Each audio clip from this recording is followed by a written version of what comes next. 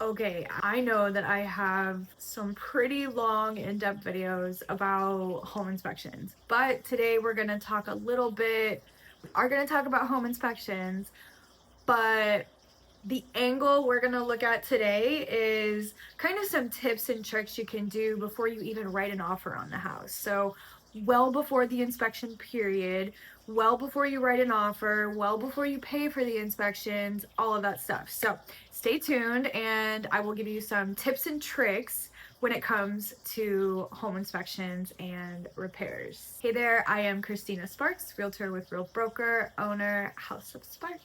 All right, so let's get right into it. I have videos explaining the home inspection process and how that works, the timelines and stuff like that. But in this video, we're going to talk about a little bit ahead of time and some tricks that you can use while you're touring homes to kind of help you in the negotiation process. Let's get started. Tip one. First things first, you should be getting the seller disclosures before you even tour the home, before you even make that appointment, right? So when you're reviewing the seller disclosures, take note of things the seller discloses that are not functioning, have recent repairs, or are in need of repair. So take note of those things so that once you do go look at the house, you can look at those things yourself with your eyes. Tip two, once you have that appointment scheduled, go into your home tour with inspector goggles on. Do you know what I'm saying? Like,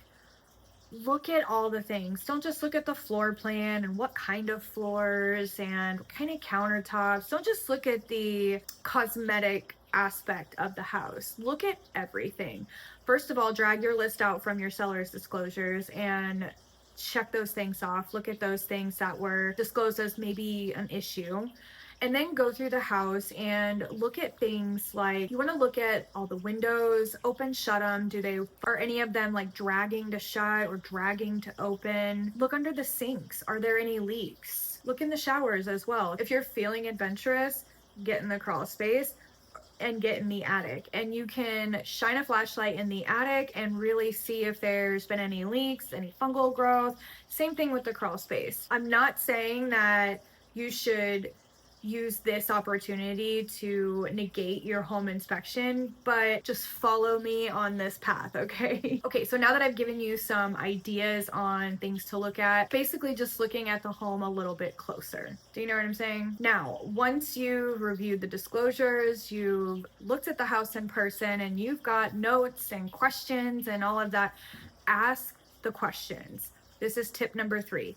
Ask the questions. Anything that you saw that you were either concerned about, had a question if a repair has been made, or if you think this is normal, if it needs a repair, ask the questions, whether it's your agent or if your agent needs to relay the questions to the seller. Make sure you get all the information that you can up front. This will give you the ultimate decision-making power when it comes to making that offer. You know, is it going to be a full price offer? Is it going to be a discounted offer? Is it going to be an as-is offer? All of those things. And now we can take it a step further, and if you wanted to go about it this way, you definitely could. Let's say, for example, you have a list, and on that list is a broken window, broken screens, maybe a leaking faucet in the bathroom that's under the sink, maybe a leaking pipe under the sink in the bathroom. Let's just say those 3 examples, okay? You can actually put those in your offer.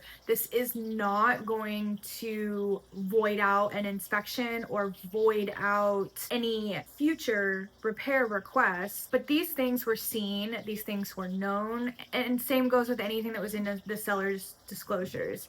If there's anything in there that you wish to have remedied, you can ask for that in the offer, and you should, especially if it's bigger things like an HVAC, a roof, or something like that. Asking for that up front can help you as the buyer save money on your inspections. If the seller isn't willing to work with something like that, then you can just walk away. You don't have to pay for your inspections.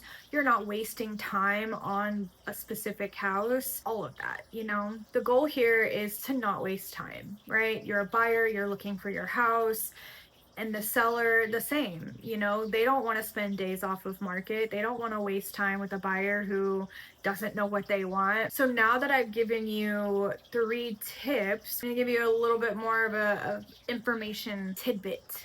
It is expressingly understood that any disclosed issues or anything that can be seen via home tour should not be requested in the inspection notice. It should be requested with the offer. Now, of course, not everybody is going to check for plumbing leaks. Not everybody's going to get on a roof.